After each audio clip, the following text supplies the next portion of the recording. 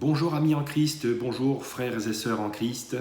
Nous démarrons aujourd'hui une nouvelle vidéo concernant la fiabilité de la Bible, de sa préservation. En contexte, j'ai eu l'idée de faire cette vidéo. Alors c'est un sujet que j'ai déjà abordé plusieurs fois sur le site internet qu'est-ce-que-la-vérité.com.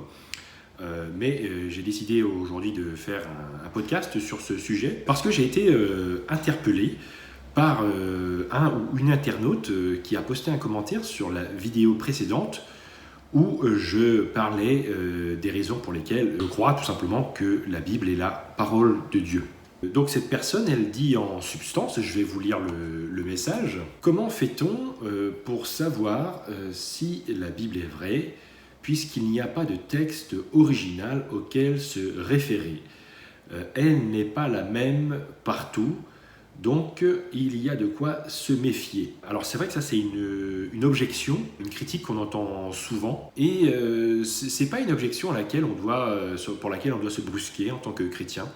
C'est vrai que c'est un argument assez répandu. Et en fait, on n'a pas besoin de trembler devant cet argument, parce qu'en fait, la critique textuelle, donc, qui est la discipline qui étudie les textes bibliques, eh bien, ça fait quelques décennies, ou voire même quelques centaines d'années, que cette discipline est très utilisée, qu'on critique beaucoup la Bible, qu'on l'étudie.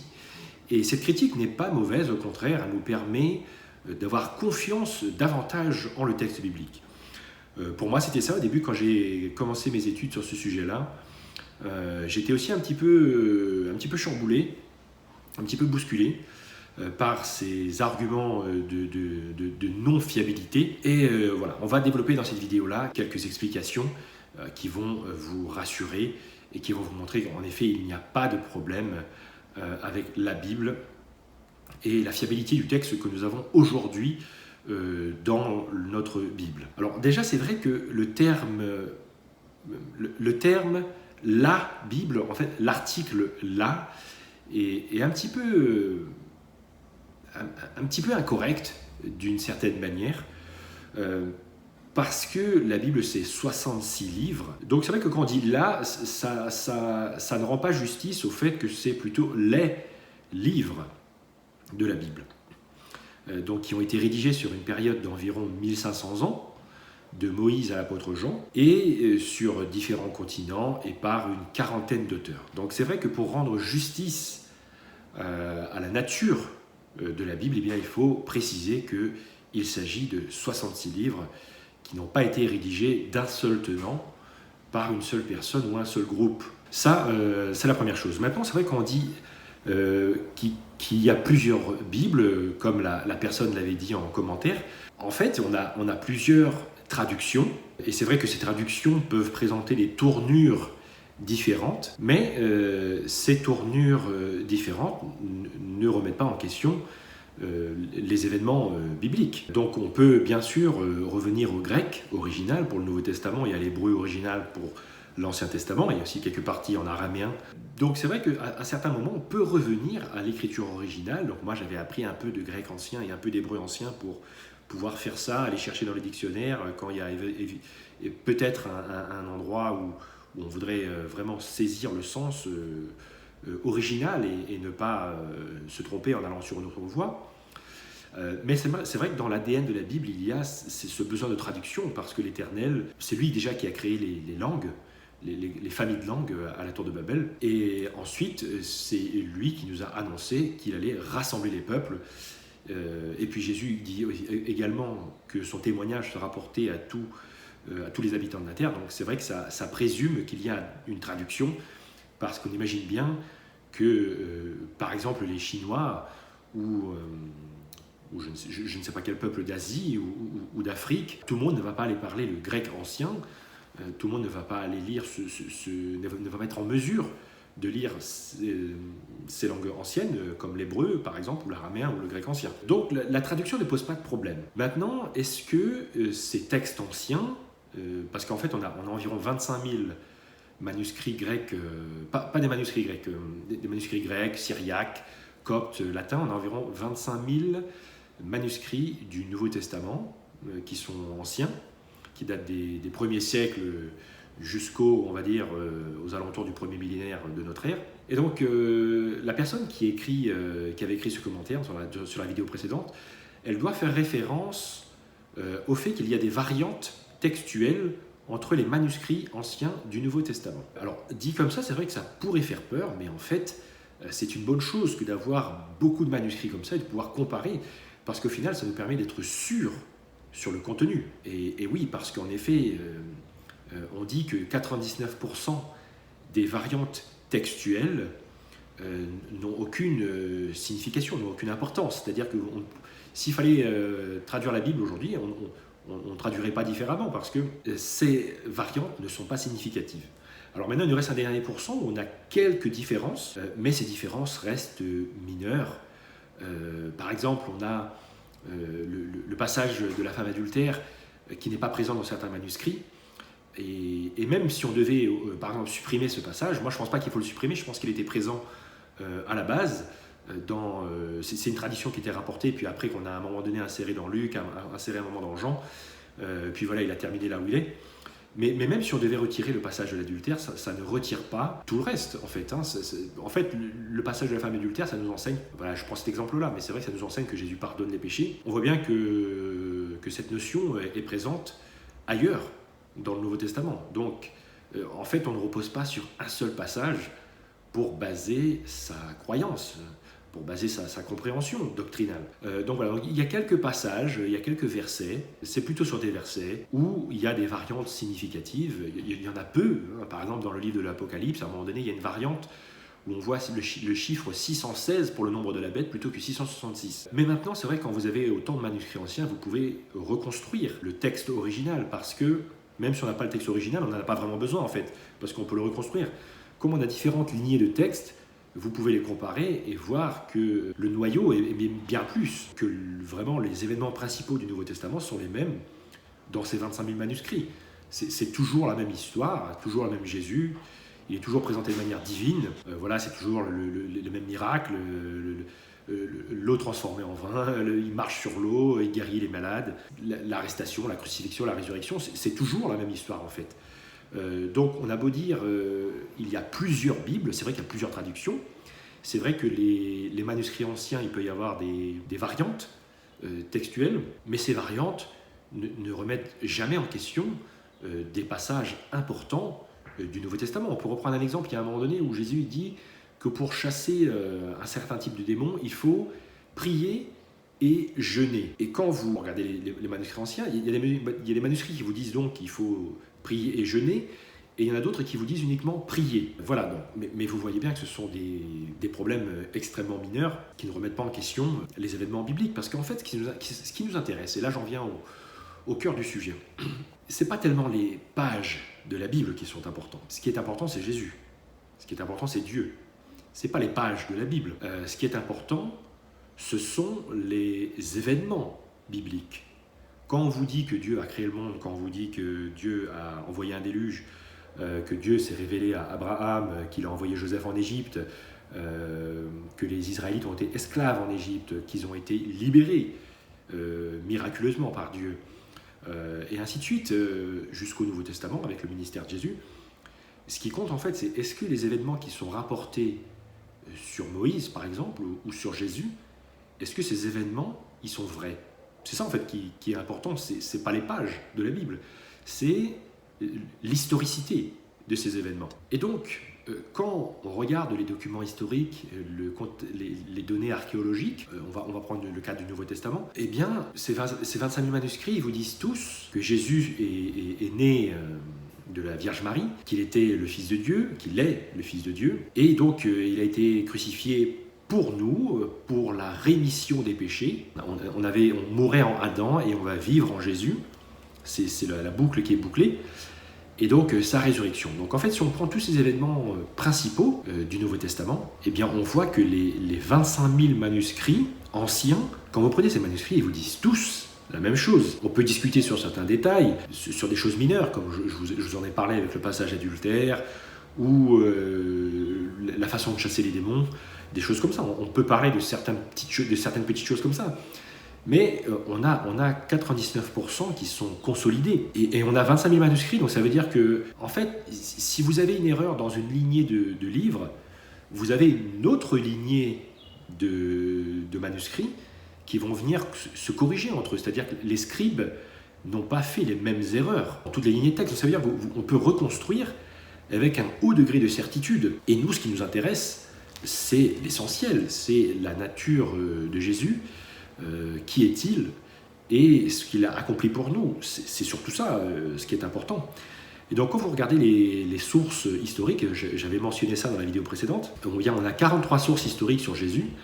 On a donc des écrits bibliques, des 9 auteurs du Nouveau Testament, mais après on a les écrits des premiers chrétiens.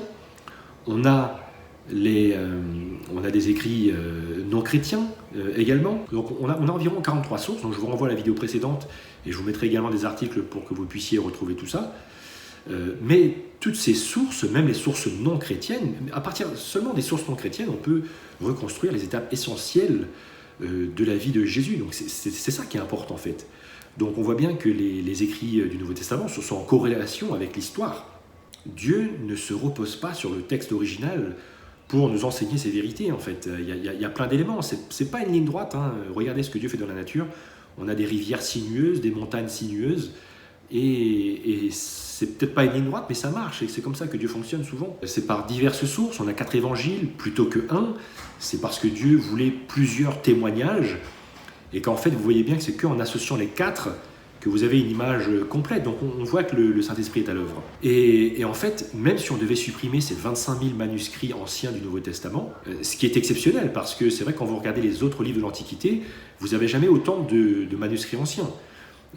Et en plus, même le niveau d'ancienneté, c'est-à-dire que les premiers manuscrits du Nouveau Testament, c'est quelques dizaines d'années après les originaux, tandis que les autres livres de l'Antiquité, c'est souvent 400 ans, 500 ans, 800 ans entre l'original et la première copie. Donc on voit qu'à ce niveau-là, la Bible, c'est vraiment le livre le mieux préservé. Donc en fait, si on n'accepte pas l'historicité des événements du Nouveau Testament, c'est vrai qu'on n'accepte pas grand-chose, parce que les autres livres qu'on a n'ont pas autant de manuscrits anciens et aussi proches en nombre, aussi proches au niveau du temps, au niveau du décalage, entre la rédaction de l'original et les premières copies disponibles, mais aussi en nombre, en très grand nombre. On les a en très grand nombre. Donc je vous disais, effectivement, si on supprimait ces 25 000 manuscrits, on pourrait encore reconstruire le Nouveau Testament, parce qu'on a les citations des premiers chrétiens, des pères apostoliques, des pères de l'Église, qui se sont envoyés les uns aux autres des correspondances, qui ont écrit des choses. Et quand vous reprenez ces écrits, ils citent en permanence les livres de l'Ancien et du Nouveau Testament. Et donc vous voyez bien que c'est la même chose que ce qu'on a dans le Nouveau Testament. C'est-à-dire que s'il y avait des choses, par exemple, qui avaient été enlevées ou rajoutées, on le verrait dans leurs lettres. Parce que leurs lettres sont des lettres qui datent de peut-être 100 ans, même pas pour les premiers, après Jésus-Christ. Donc on voit bien que ce qu'on a aujourd'hui dans notre Bible, c'est ce qu'ils écrivaient, eux, c'est ce qu'ils rapportaient eux-mêmes dans leurs propres écrits. Même si on devait supprimer tous les écrits des pères apostoliques, on pourrait encore reconstruire de manière substantielle les étapes principales de la vie de Jésus, parce qu'on a des écrits non chrétiens qui parlent de lui de manière explicite ou implicite, et on comprend qu'il était baptisé, on comprend qu'il était perçu de manière divine, on voit qu'il était crucifié, on comprend de manière implicite que les croyants croyaient en la résurrection, c'est pour ça qu'ils ont accepté de mourir, pour ne pas renier leur foi, parce qu'ils avaient vu les choses, ils étaient confiants en ce qu'ils avaient vu, et donc c'est pour ça qu'ils n'ont pas renié Jésus. Tout ça même sans les écrits, je dirais bibliques, ou même les écrits chrétiens non bibliques. Donc je pense que pour ces raisons, on peut considérer que le Nouveau Testament est fiable, parce que les 25 000 manuscrits disent tous la même chose sur Jésus. On peut discuter de petits détails, mais la grande image, et même bien plus, eh bien on voit que c'est fiable, parce que imaginez-vous, ça représente des millions de pages écrites à la main. Imaginez-vous l'élan qu'il y avait à l'époque des premiers siècles du christianisme. Est-ce qu'on s'imagine la foi que les gens avaient, la force qu'il y avait à l'œuvre pour que des millions de pages soient écrites à la main? Il faut savoir qu'à l'époque, les livres, les rouleaux, ça avait une valeur quasiment d'une voiture aujourd'hui. C'est vrai qu'aujourd'hui, on va aller à l'aéroport, avant de prendre l'avion, on va acheter un livre vite fait au duty free, et on va lire 10% du livre dans l'avion, ou 20% du livre, et puis on ne retouchera jamais ce livre. Et donc c'est vrai qu'aujourd'hui, les livres, c'est presque quelque chose de banal, c'est quelque chose qui a presque peu de valeur même, malheureusement. Alors qu'à l'époque, c'était quelque chose de très sérieux, et on sait, c'était quelque chose de très important, avec beaucoup de valeur. On sait en fait que les originaux, ils ont survécu des centaines d'années. C'est-à-dire qu'en fait, les plus anciennes copies qu'on a ont été produites à un moment donné où les originaux existaient. C'est-à-dire que ces anciennes copies, elles ne pouvaient pas dire n'importe quoi.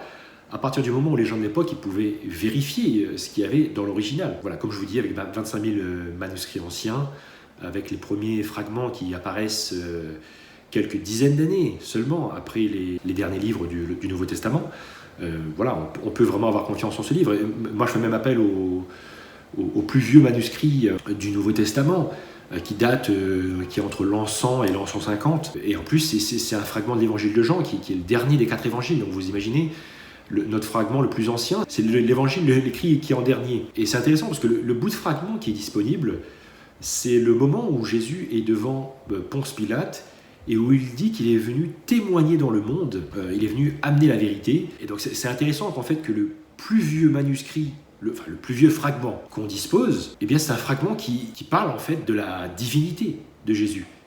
C'est ça qui est assez intéressant, parce que dans ce passage-là, il dit qu'il est venu dans le monde. Donc qui vient dans le monde à part Dieu? Il n'y a personne qui vient dans le monde à part Dieu. Dans le contexte, on voit bien que ce qu'il dit là, c'est qu'il est Dieu et qu'il s'est incarné. Donc c'est dans Jean chapitre 18, tout ça. Donc voilà, moi je vous dis, vous pouvez vraiment faire confiance au Nouveau Testament, mais même à l'Ancien. 2 mots sur l'Ancien Testament. Il y a quelques décennies, on disait que l'Ancien Testament n'était pas fiable, parce que c'est vrai que les premières copies hébreues qu'on avait dataient des alentours de l'an 1000. Effectivement, les manuscrits anciens de l'Ancien Testament étaient plus récents finalement que les manuscrits anciens du Nouveau Testament. Par exemple, on a les codex de Vaticanus Alexandrinus, Sinaiticus, qui effectivement vont dater du 3e ou 4e siècle, plutôt 4e siècle. Donc effectivement, c'était des livres qui étaient plus anciens. La version grecque de l'Ancien Testament était disponible en version plus ancienne que l'hébreu. Mais on a trouvé ensuite, vers la fin des années 40 et les années 50 et 60, etc., on a trouvé les manuscrits de la Mer Morte qui sont très connus. Et en fait, on s'est rendu compte, quand en étudiant ces manuscrits de la Mer Morte, qui datent du 2e siècle avant Jésus-Christ, donc c'est-à-dire que là maintenant on a vraiment des manuscrits anciens pour l'Ancien Testament, ce qui n'était pas le cas il y a encore quelques temps. Et donc quand on compare ces fameux manuscrits hébreux de l'an 1000 avec les manuscrits hébreux de moins 200, enfin 200 avant Jésus-Christ, eh bien on voit qu'il y a un fort degré de similarité. Il y a peu de différences, il y a peu de variantes. Encore une fois, c'est toujours la même histoire. Vous avez toujours Adam qui est créé sur Terre, vous avez toujours la création en 6 jours, vous avez toujours le même déluge, la même tour de Babel, toujours le même Abraham, le même Joseph, le même Jacob, le même Isaac, le même Moïse, le même Aaron, le même Exode, le même prophète Ésaïe, le même prophète Jérémie, le même prophète Ézéchiel, le même prophète Daniel, le même roi David, voilà, c'est exactement la même chose. Alors après, on peut discuter sur des petites erreurs de copistes. C'est vrai qu'on sait qu'il y a des erreurs de copistes sur certains nombres dans les livres des chroniques et un peu des rois. Voilà, c'est vrai que quand vous copiez est-ce qu'on s'imagine copier le Nouveau Testament ou l'Ancien Testament à la main? C'est un travail énormissime. Donc qu'il y ait des erreurs qui se sont glissées, ça se comprend. Mais on peut, en fait, ces erreurs-là, on peut les reconstruire en étudiant différents textes, en recoupant les différentes lignées de texte, même à travers ne serait-ce qu'un seul texte. Vous pouvez par logique, vous pouvez par déduction retrouver la bonne information. Voilà, mais c'est vrai que sur tous ces gros événements, les prophéties messianiques, eh bien, on les retrouve. Les prophéties messianiques sur Jésus, on les retrouve dans ces manuscrits de la Mer Morte. Et une autre chose, il ne faut pas s'attacher à la lettre plus qu'à l'esprit de la lettre. On voit bien à plusieurs reprises dans le Nouveau Testament que Jésus ne s'attendait pas à ce que les disciples rapportent ces mots mot pour mot. C'est pas ça qui est important, c'est pas de dire les choses exactement comme Jésus les disait. Ce qui est important, c'est de retrouver le sens de ce que Jésus disait. C'est l'esprit de ce qu'il disait. Vous pouvez dire les choses de manière différente, avec un langage moderne, mais au fond, en substance, dire toujours la même chose. Donc ce qui compte, c'est pas tellement vraiment la façon dont c'était écrit. Ce qui compte, c'est l'historicité des événements, et c'est donc l'esprit des paroles de Jésus. Encore un autre élément, c'est l'éthique qu'on retrouve dans le Nouveau Testament. On a du mal à croire que les plus grands enseignements éthiques que le monde occidental a reçus proviennent de gens qui mentaient. Non, cette éthique nous vient directement de Dieu. Et d'une certaine manière, on voit aussi l'honnêteté des Écritures. J'en parlais vraiment dans la vidéo précédente sur la parole de Dieu. Regardez l'honnêteté des Écritures. Regardez comment Jésus est montré, humilié, brisé. Ça ne correspond pas à la façon dont on écrivait les choses à l'époque. On avait plutôt tendance à l'époque à exagérer les victoires et à ne jamais se montrer sous un mauvais angle.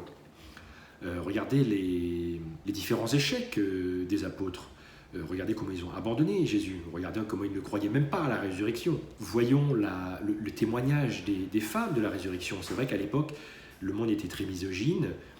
Et le fait que ce soit des femmes qui rapportent la résurrection en premier, ça montre que c'est authentique, parce que c'est vrai qu'un récit inventif n'aurait jamais écrit quelque chose comme ça, parce que c'était pas convaincant pour les gens de l'époque. Maintenant, effectivement, si vous rapportez des faits, des événements, vous les rapportez tels qu'ils sont, même si c'est pas l'idéal. Et comme je le disais dans la vidéo précédente, c'est vrai que c'est intéressant de voir que les écrits apocryphes, qui arrivent une centaine d'années après, et même 200 ans, 300 ans après, eh bien, eux, ils essayent d'exagérer des fois les preuves pour la résurrection, comme dans l'évangile de Pierre, en rajoutant des témoins, des leaders juifs.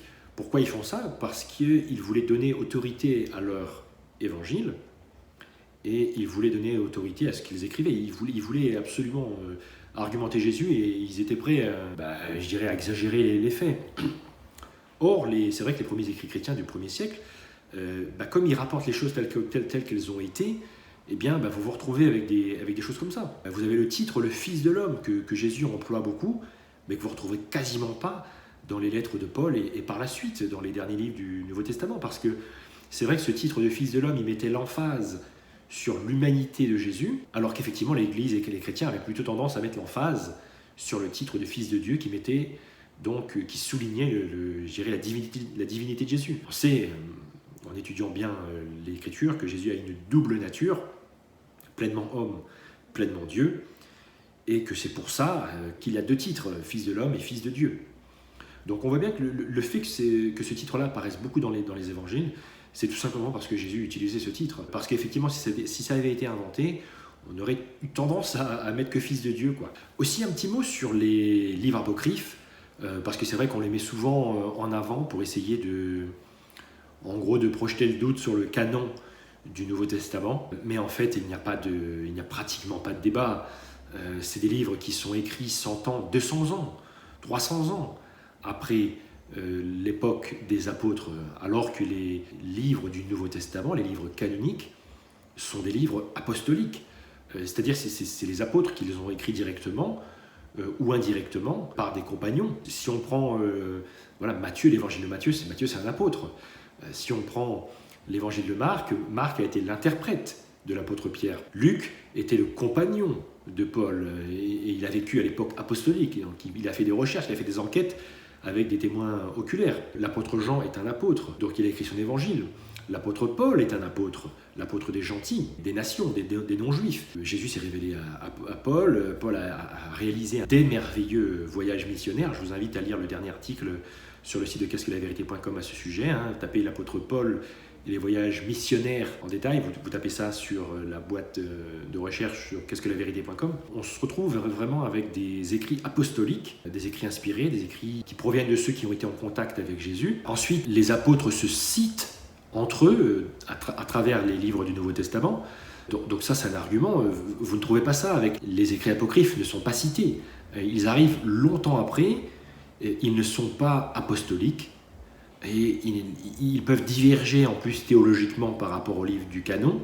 Et on voit bien que dès la fin du IIe siècle, eh bien les 4 évangiles canoniques étaient acceptés, étaient répandus. Tout le monde savait qu'il y avait 4 évangiles, il n'y en avait pas 5 ou 6 ou 3. Et c'est vrai que les pères apostoliques, les pères de l'Église, ils ont parfois cité les livres apocryphes, mais quand vous comparez le nombre de citations de leur part des livres du Nouveau Testament et des livres apocryphes, vous voyez bien qu'ils ont énormément plus cité les livres du Nouveau Testament. Ils ont cité peu les livres apocryphes. Et il n'y a pas de problème à citer les livres apocryphes, parce que vous pouvez trouver des fois des enseignements dans les livres apocryphes qui sont véridiques. Même aujourd'hui, vous pouvez citer le sermon d'un pasteur sans pour autant penser que ce sermon est inspiré. Il n'y a pas de problème. Même Paul, à un moment donné, il cite dans ses lettres, il cite des poètes grecs.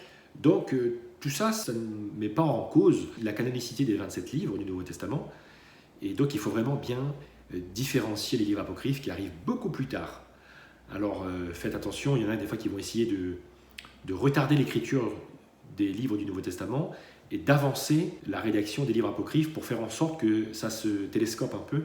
Mais voilà, je vous invite à lire l'article « Comment le canon s'est-il formé » sur le site qu'est-ce-que-la-vérité.com, et également tapez « apocryphe » dans la boîte de recherche et vous trouverez des articles qui vous montrent que les livres apocryphes, ils ont été écrits longtemps après. Et quand vous écrivez longtemps après, vous n'avez plus de validité historique, pratiquement. Vous pouvez avoir une certaine validité historique dans la mesure où vous allez utiliser des récits historiques qui existent avant vous. Mais le problème, c'est que si vous dites des choses contraires à ce qui est dit dans les livres apostoliques, dans les livres, les premiers livres historiques, il y a un problème, parce que vous n'avez pas de capacité de témoignage oculaire. Vous n'êtes pas témoin oculaire, vous n'avez pas non plus rencontré une personne qui a été témoin oculaire, vous n'avez pas de témoignage oculaire, vous n'avez pas de témoignage de première main non plus. Donc vous allez écrire un livre, mais à partir de quelle information vous allez écrire ce livre?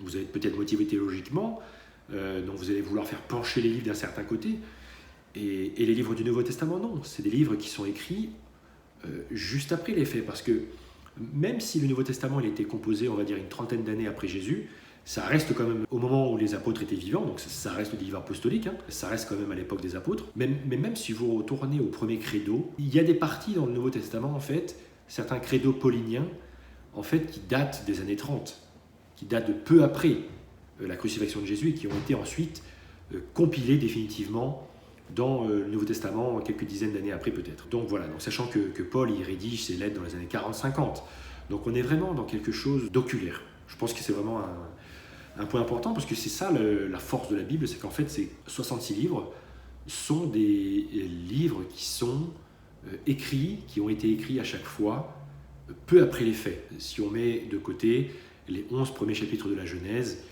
qui sont, on pense, parvenus à Moïse via des tablettes qui ont pu être conservés sur l'arche par Noé, qui a ensuite retransmis ça à ses fils, et tout ça c'est arrivé dans les mains d'Abraham, où c'était des choses qui circulaient à l'époque. Et donc Moïse, il a pu compiler, il a pu récupérer des informations préexistantes, inspiré par le Saint-Esprit, il a récupéré les bonnes informations, et ensuite c'est du témoignage oculaire. Abraham, il a redonné les informations à Isaac, il les a redonnées à Jacob, qui les a redonnées à ses fils, ça s'est transmis jusqu'à Moïse. Ensuite, Moïse, il a vécu les événements de l'Exode, il a vécu beaucoup d'événements jusqu'à la fin du Deutéronome, à l'exception de sa mort, ça a dû être rapporté par, qui sait, Josué ou Samuel, on ne sait pas exactement qui, mais c'est vrai que c'est pas étonnant que quelqu'un ait terminé le livre pour lui, puisqu'il était décédé, et que c'était bien nécessaire de rapporter les derniers moments de Moïse. C'est vrai qu'il faut réaliser que c'est vraiment un récit, un ensemble de récits provenant de témoignages oculaires. À chaque fois que vous avez des événements, eh bien, ils sont rapportés peu après, et on voit bien que c'est solide, on voit bien en archéologie que c'est solide, on voit bien la connaissance égyptienne de l'auteur du Pentateuque. Ça ne correspond plus à une écriture 1000 ans plus tard, où vous êtes dans un royaume israélite unifié, où vous êtes loin de la réalité historique de l'Égypte, de l'époque qui avait 1000 ans avant. On voit que ça ne correspond pas, ce ne serait pas du tout le même livre en fait, si ça avait été écrit longtemps après. À ce sujet-là, je vous invite à lire l'article qui a écrit le Pentateuque sur qu'est-ce-que-la-vérité.com. Voilà, regardons le livre de Daniel, les détails historiques que lui a pu mettre dans son livre, et que les historiens grecs n'ont pas pu, parce qu'ils ont écrit quelques centaines d'années après, et quelques centaines d'années après, vous êtes plus précis, vous manquez dans les détails. Donc c'est pour ça que le Nouveau Testament il est fiable, parce que on est sur des récits consignés à l'époque des événements revendiqués. Si vous arrivez, ne serait-ce que 100 ans après, vous n'avez plus de base. Vous n'avez plus de base. 200 ans, 300 ans, 400 ans, 500 ans après, vous ne pouvez plus faire de revendications historiques de première main. Puis ensuite, regardons les prophéties de l'Ancien Testament qui annonçaient beaucoup de choses du ministère de Jésus. On peut voir la prophétie des 70 semaines de Daniel 9, on peut voir les prophéties messianiques d'Ésaïe, mais il y a beaucoup de prophéties, même dans le Pentateuque. La prophétie sur le lion de Juda, à la fin du livre de la Genèse, par Jacob qui bénit son fils Juda. Il y a beaucoup de prophéties qui se vérifient, qui se retrouvent en Jésus. En conclusion, moi je vous mettrai des liens dans la boîte de description pour que vous puissiez retrouver ces informations avec plus de détails dans des articles bien rédigés, bien organisés. Et donc voilà, moi comme je vous dis, il n'y a pas de problème en termes de fiabilité. On a une Bible en fait. On a plusieurs traductions, mais c'est la même histoire à chaque fois. Et les anciens manuscrits vous racontent toujours la même histoire dans l'Ancien comme dans le Nouveau Testament. On a quelques petites variantes textuelles qui représentent même pas 1%. Pour moi, on ne peut pas invalider tout sur la base de ces quelques détails, parce que c'est beaucoup de travail manuel. On peut comprendre qu'il y a des erreurs de copie. Et après, il n'y a aucune raison de penser que Dieu aurait empêché un fonctionnement naturel des choses. Il aurait forcé une écriture parfaite. Non, on n'a pas besoin de ça. Ce dont on a besoin, c'est des témoignages oculaires. On peut par exemple utiliser l'inscription de Nazareth. On a l'empereur Claude qui, dans les années 40, a édicté un édit interdisant aux gens de Judée de voler des corps dans les tombes. C'est sans précédent, ce genre d'édit. Pourquoi quelqu'un irait voler un corps dans une tombe? Ça n'a aucune valeur. Regardez comment on a retrouvé les corps des pharaons d'Égypte. C'est parce que les ossements, les restes des rois d'Égypte n'ont aucune valeur. Alors, c'est pas le cas de leurs bijoux et de l'or qu'ils avaient emporté avec eux dans leur tombe. Ça, on ne les a pas retrouvés effectivement parce que ça a été volé par les pilleurs de tombes. Mais les pilleurs de tombes ne volaient pas les ossements, parce que les ossements n'ont pas de valeur. Et on se retrouve avec cet édit dans les années 40 de l'empereur Claude, l'empereur de Rome qui envoie un édit en Judée. Vous dites, mais pourquoi il fait ça? Effectivement, vous comprenez ça dans le contexte de la résurrection, avec les chrétiens qui revendiquaient la résurrection de Jésus, la divinité de Jésus, et qui retournait la zone complètement. Et donc ça causait des ennuis aux Juifs de l'époque, ça causait des ennuis aux païens, ça bouleversait les ordres établis. Donc vous avez ici une inscription, vous avez ici un élément archéologique qui n'a rien à voir en fait avec les écrits chrétiens, et donc qui vous parle de la résurrection. On a dans le Talmud babylonien, vous avez les ennemis de Jésus, vous avez ceux qui l'ont crucifié, ils vous parlent de Jésus qui a été pendu, qui a été crucifié. On a les pharisiens de l'époque qui disaient que les apôtres avaient volé le corps de Jésus. Alors sans le savoir, aujourd'hui, ils nous confirment que la tombe de Jésus était vide, parce qu'ils disaient que quelqu'un l'avait volé. Donc vous voyez, quand vous mettez tout ça bout à bout, vous voyez que c'est fiable, et quand vous essayez de comprendre en fait la naissance du christianisme, eh bien vous ne parvenez pas à l'expliquer sans un Jésus divin et sans un Jésus ressuscité. Parce que c'était un milieu très hostile, il n'y avait pas la place pour créer une nouvelle religion. D'ailleurs, ce n'est pas vraiment une religion que Jésus est venu apporter, c'est une bonne nouvelle, c'est l'espérance de la résurrection et du royaume de Dieu et la rémission des péchés. Donc il faut vraiment lire le Nouveau Testament pour comprendre la naissance du christianisme. Pourquoi les chrétiens, ils sont allés jusqu'à la mort, jusqu'à aller dans les arènes avec les lions, à se faire déchirer par les lions, pour ne pas renoncer à Jésus. Pourquoi en fait ils n'ont pas renoncé à Jésus pour sauver leur vie, et même celle de leur famille? C'est parce qu'ils croyaient à la résurrection, ils croyaient à la divinité de Jésus. Et il y en a qui vont dire, oui mais il y a plein de gens qui sont morts pour des idéaux politiques et variés dans l'histoire, à tort, c'est-à-dire qu'ils sont morts pour une cause, mais cette cause-là n'était pas juste ou elle n'était pas correcte. Il y a une différence entre mourir pour une idée, mourir pour une chose que l'on croit qu'il va se passer après notre mort, et mourir pour quelque chose qu'on a vu avant de mourir. Si vous mourrez pour quelque chose qui va se passer après votre mort, c'est différent, parce que là, vous êtes dans la foi, vous croyez que quelque chose va se passer, mais effectivement, on peut dire peut-être que vous avez tort de penser ça. Mais les chrétiens, ils ne sont pas morts pour quelque chose qui allait se passer après leur mort. En partie, oui, mais ils sont morts parce qu'ils avaient eu des preuves de quelque chose qui s'était passé sous leurs yeux, ou sous les yeux des gens proches d'eux. On sait que les apôtres et les premiers chrétiens, on sait qu'ils étaient sincères dans leurs croyances. Vous ne pouvez pas expliquer ça par un corps volé, par des hallucinations. Vous ne pouvez pas expliquer la conversion de l'apôtre Paul, qui était très hostile, qui était persécuteur des chrétiens. Vous ne pouvez pas expliquer la tombe vide avec des hallucinations. Donc il y a beaucoup d'éléments historiques qui, une fois que vous les regroupez, proposent un écho magnifique et retentissant aux événements du Nouveau Testament. Et nous, ce qui nous intéresse, c'est donc l'historicité de ces événements, la divinité de Jésus, son ministère, sa crucifixion, son rachat des péchés et sa résurrection. C'est ça qui nous intéresse. Ce n'est pas forcément les petits détails, même si on sait qu'en partie écrasante, la Bible est fiable. Vous n'avez aucun manuscrit des livres du Nouveau Testament, des livres canoniques, des livres du 1er siècle. On n'a aucun manuscrit qui va remettre en question la crucifixion ou la résurrection, ou Moïse, ou Abraham, ou Adam. Vous n'avez rien à ce niveau-là qui puisse invalider ces revendications bibliques. Donc c'est pour ça que je réponds à la personne qui disait qu'il n'y a pas de texte original auquel se référer. Nous n'avons pas besoin de texte original. Si demain on les trouvait, ce serait bien, ce serait super. Mais personnellement, moi je pense que ce n'est pas la façon dont Dieu a travaillé.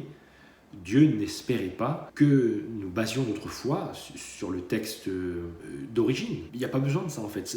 C'est nous qui exigeons ça, certains d'entre nous qui exigeons ça, qui voudrions avoir l'original, mais rien n'indique que Dieu veut nous enseigner quoi que ce soit via l'original. Il peut le faire via plusieurs lignées de texte qui vont venir se compléter entre eux, se corriger entre eux éventuellement. Il peut le faire en se révélant à travers une prière. Il peut le faire à travers différents éléments historiques et archéologiques. Il le fait de différentes manières. Et ça ne passe pas par l'original, que nous pouvons reconstruire de toute façon pratiquement entièrement. Donc il n'y a pas de souci là-dessus. Et donc je vous dis à très bientôt pour d'autres contenus. Et en attendant, vous pouvez jeter un œil dans la boîte de description et donc profiter des divers contenus qui vont vous expliquer plein de choses intéressantes sur la fiabilité du modèle biblique, de sa préservation, mais aussi sur l'historicité des événements qui y sont consignés. Bénédiction en Christ et à bientôt.